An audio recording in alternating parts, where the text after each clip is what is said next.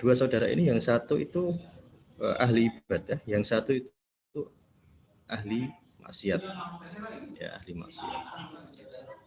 Pada waktu tertentu ya di mana si ahli ibadah ini sudah merasa jenuh dengan kemaksiatan yang dilakukan saudaranya, maka akhirnya dia bilang gini, Gusti Allah tidak akan memasukkan kamu ke dalam surganya dan Gusti Allah tidak akan mengampunimu.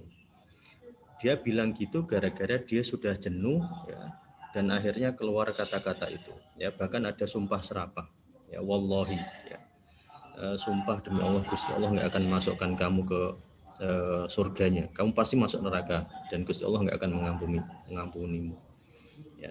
Singkat cerita dari kisah Israiliyat ini ya, ketika di akhirat dua saudara ini dihadapkan pada Gusti Allah ya. Ternyata Gusti Allah punya ketentuan yang berbeda ya. Gusti Allah punya ketentuan yang berbeda, yang dimasukkan ke neraka justru malah yang ahli ibadah tadi ya. Dan ternyata setelah diusut melalui riwayat ya dari kisah Israiliyat tadi, yang dari ahli ibadah itu dia terhinggapi penyakit-penyakit yang tidak dimiliki oleh ahli maksiat tadi. Penyakitnya salah satunya adalah orang ahli ibadah ini dia ujub, membanggakan diri. Ya. Kemudian lagi orang yang ahli ibadah tadi itu seakan-akan merampas haknya Gusti Allah. Ya, hak prerogatif tadi yang saya sebut. Siapa yang bisa menetapkan seseorang masuk surga, masuk neraka? Ya, hanya Gusti Allah. Tapi dia sudah merampas dulu di dunia. Dia mewajibkan bahwa surga itu miliknya orang yang ahli ibadah saja. Dan kita juga semua tidak tahu bahwa di akhir hayat dari seorang yang ahli maksiat ini, kalau misalnya tobat, kita kan juga tidak tahu. Ya, boleh jadi memang dari riwayat itu kita pahami yang ahli maksiat itu ternyata sudah tobat ya, menjelang ajal. Ya, menjelang ajal. Nah, ini salah satu dari orang yang ekstrim kanan itu ya tadi. Ya, dia suka mengafir sesatkan orang lain, menganggap bid'ah sesat orang lain yang berbeda paham. Hanya karena berbeda penafsiran saja atas agama itu menjadikan dia semacam itu. Nah, namun cerita tadi jangan lantas dipahami, Pak berarti mending jadi ahli maksiat terus nanti tobat, ya jangan gitu. Ya. Jadi ahli maksiat itu kalau misalnya ada kesempatan untuk tobat, ya itu merupakan pemberian dari Gusti Allah. Tapi kalau enggak, ya di tengah-tengah maksiat kalian meninggal. Nah ini kan repotnya itu. Nah, kemudian ekstrem kanan, saya kira sudah. Ekstrem kiri sekarang. Ekstrem kiri itu bagaimana? Ekstrem kiri itu cenderung tercerabut dan menjadi abai terhadap ajaran agama, kemudian hanya mementingkan aspek esoteris agama, sama sekali acuh terhadap aspek eksoterisnya. Hanya mementingkan aspek batin, aspek ritual atau luarannya tidak diperhatikan. Saya kasih contoh. Dulu ketika saya masih mahasiswa 2005, 2006, ya 2007 lah ya. Saya masuk IAIN Wali Songo itu 2005. Berbarengan dengan penerimaan mahasiswa baru ada di salah satu PTKIN, ya, salah satu PTKIN di Indonesia ini. Ketika masa orientasi mahasiswa baru, ya, itu ada perkenalan jurusan, ya, ada perkenalan jurusan. Nah, ketika perkenalan jurusan itu dan sempat viral pada waktu itu, ya, tapi viralnya nggak seperti sekarang, ya. Di YouTube itu tersebar bagaimana salah satu perwakilan dari jurusan, ya perwakilan jurusan, entah Dema maupun Sema, itu dia menyatakan begini, mari kita teriakkan anjing hu akbar. Ya, ngeri banget ya. Bukan Allahu Akbar tapi anjing hu akbar. Terus mereka juga mengatakan kita berada di area bebas Tuhan. Ya, kita berada di area bebas Tuhan. Kalau yang dia maksudkan area bebas Tuhan itu adalah toilet, ya itu saya sepakat ya, karena tidak boleh baca Bismillah, ya tidak boleh baca apapun itu ya terkait dengan entah sholawat, entah bacaan Bismillah atau apapun itu ya. Tapi dia menyatakan bahwa ini loh fakultas atau jurusan ini adalah jurusan bebas Tuhan. Ini kan sangat ironis ya, yang mengucapkan itu adalah mahasiswa Islam ya, dari institusi lembaga perguruan tinggi Islam bilang demikian. Ini sangat mencoreng nama baik PTKI ya, PTKIN yang ada di Indonesia, mewakili. Nah, itu diantara dua pendulum ekstrim ya, beserta contohnya yang saya sebutkan. Lalu ya, kenapa harus moderasi beragama? Slide berikut.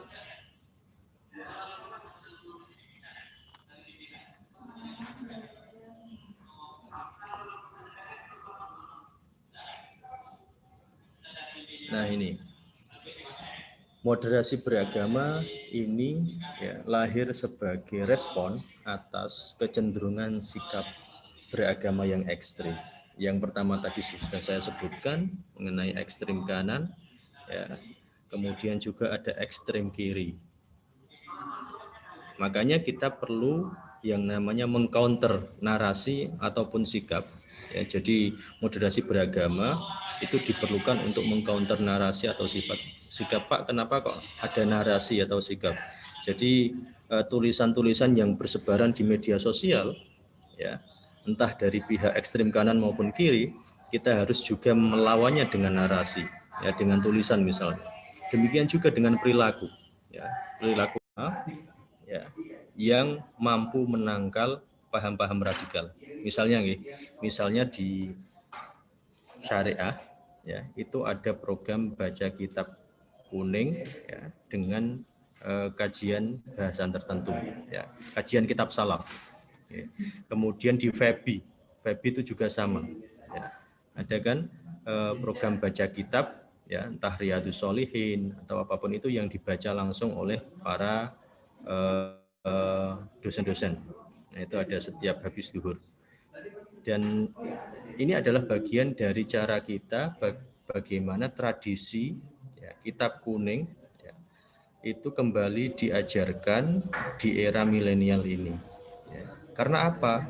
Banyak dari nilai-nilai maupun tradisi yang sudah dilupakan ya, karena korban modernitas.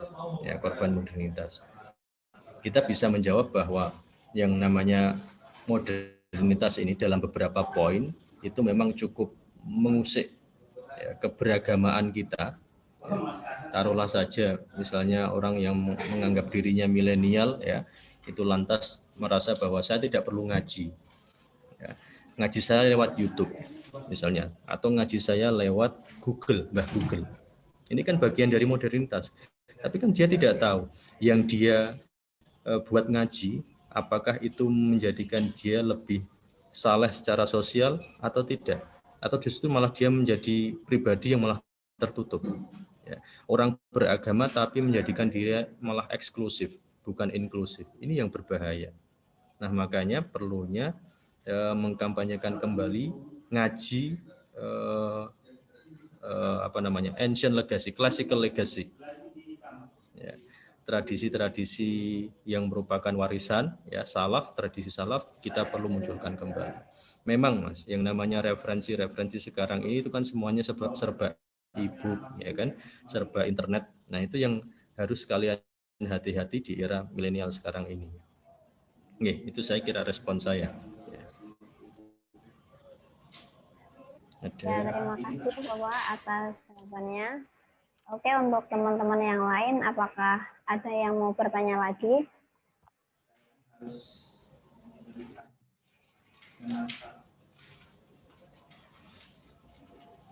Yang ingin bertanya, monggo silakan bisa chat lewat Zoom. Ternyata banyak juga yang dari FUHUM ya. Iya, Pak. Ada Mbak Murah, ada Mbak Sedia, Bang Masih. Ada Mbak Almas juga ya. Saya masih ingat ya. Terus yang teman yang cowok dari FUHUM ada nggak Mbak? Nggak ada ya? Nggak ada ya Pak. Sepertinya sudah Pak. Tidak ada yang hendak bertanya lagi. Oke.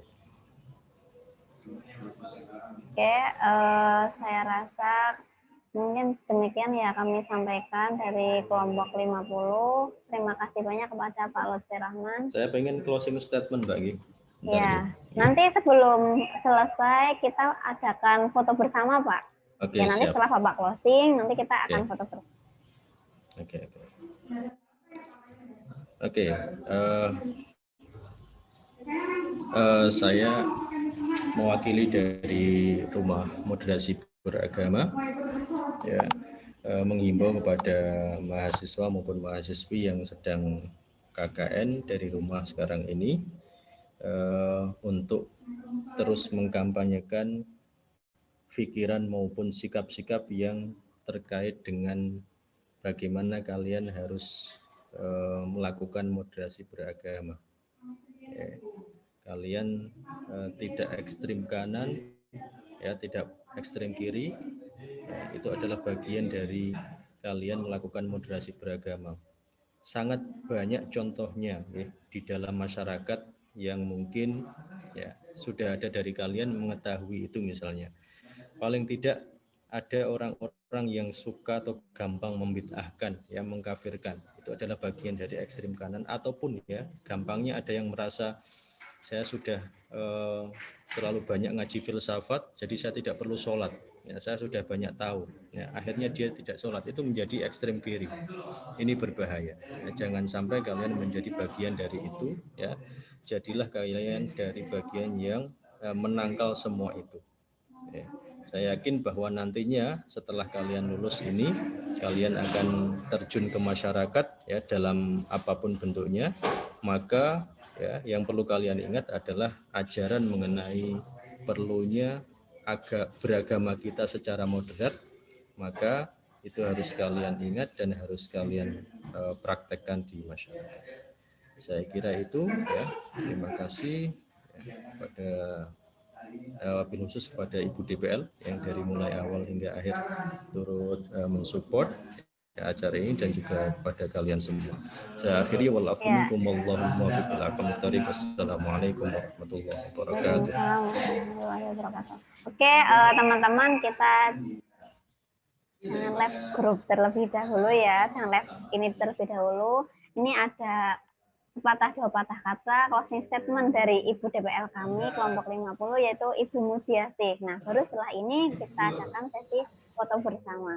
Monggo kepada Ibu Mujiasih kami persilahkan. Terima kasih Mbak Atika atas waktunya yang saya diberi kesempatan. Assalamualaikum warahmatullahi wabarakatuh.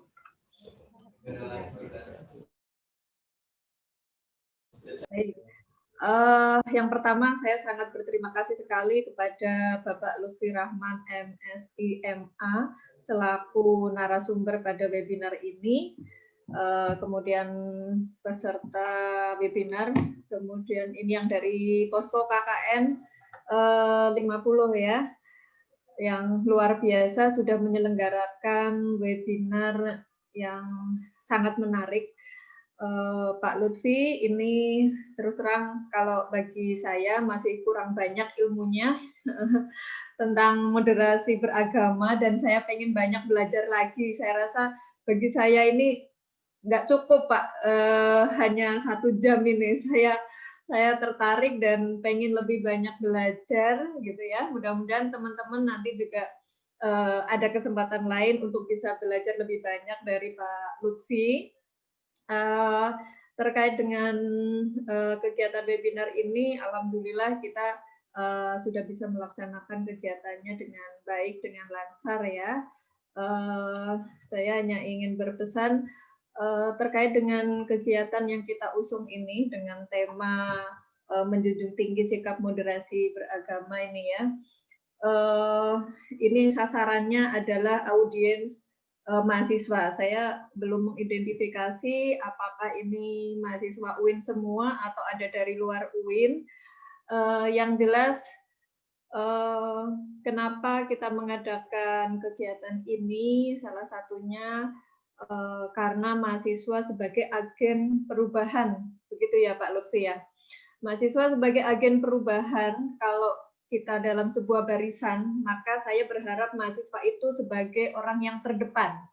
Ya, jadi nanti mahasiswalah yang nantinya punya sikap untuk bisa menjunjung tinggi moderasi beragama. Kalau tadi sudah dapat ilmunya dari Pak Lutfi, maka mahasiswa bisa tahu sikap mana yang benar dan mana yang salah, mana yang harus bisa dilakukan begitu ya. Kemudian yang kedua, mahasiswa sekarang itu kalau tadi Pak Lutfi mengatakan milenial, ya mahasiswa sekarang dunianya dunia sosmed, ya sehingga dengan sarana itu diharapkan tujuan kita, harapan kita terkait dengan moderasi beragama bisa nanti insya Allah tercapai dengan baik begitu Pak. Ya, jadi intinya itu jadi sangat bermanfaat sekali materi dari Pak Lutfi tadi. Meskipun kita terbatas waktunya, mahasiswa tidak menutup kemungkinan untuk bisa banyak belajar lagi, bisa memperluas wawasannya, bahkan kalau perlu bisa menambah banyak pengalaman. Begitu, mungkin itu saja dari saya. Mohon maaf kalau ada kesalahan atau kekurang sempurnaan acara webinar ini ya. Terima kasih untuk Posko 50 yang sudah mengadakan kegiatan dan peserta webinar semuanya yang antusias dan semangat, tadi banyak pertanyaan juga. Terima kasih sekali lagi Pak Lutfi. Ya, saya kembalikan lagi kepada pembawa acara. Terima kasih Mbak Tika. Assalamualaikum warahmatullahi wabarakatuh. Ya, terima kasih kami ucapkan kepada Ibu DPL dan Pak Lutfi Rahman. Marilah kita adakan sesi foto bersama ya teman-teman. Ya, ini untuk sesi foto bersama akan di-screenshot oleh Mbak Almas Fairuza. Monggo kiranya kita bersiap-siap untuk slide pertama. Kita pose yang terbaik ya teman-teman ya. Yang pertama kita gini semua ya teman-teman. 1, 2, 3. Yuk, yang kedua. Ya, belum ya. 1, 2, 3. Masih Mbak. Terus selanjutnya. 1, 2, 3. Lagi yang ketiga. 1, 2, 3. Slide keempat. 1.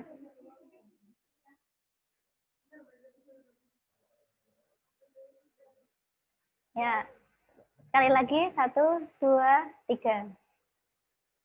Ya, lanjut slide selanjutnya. Oh, ya udah ya. Oh, ternyata sudah ya teman-teman ya. Kami ucapkan terima kasih kepada Pak Lutfi Rahman, Ibu DPL, Bu Kordes, dan teman-teman Posko 50 beserta teman-teman yang berkenan menghadiri acara kali ini. Oke, sampai jumpa insya Allah untuk setelah ini sertifikatnya bisa menyusul karena memang ada kontaknya ya nanti. Oh iya, teman-teman jangan lupa mengisi presensi ya di kolom chat ini, chat Zoom. Nah, monggo bagi Pak Lutfi Rahman dan Ibu DPL kiranya berkenan untuk meninggalkan atau melanjutkan aktivitas selanjutnya. Kami persilakan. Assalamualaikum, terima kasih semuanya. Waalaikumsalam. Ya, waalaikumsalam. Terima kasih Ibu. Live ya. Iya, Bu. Alhamdulillah.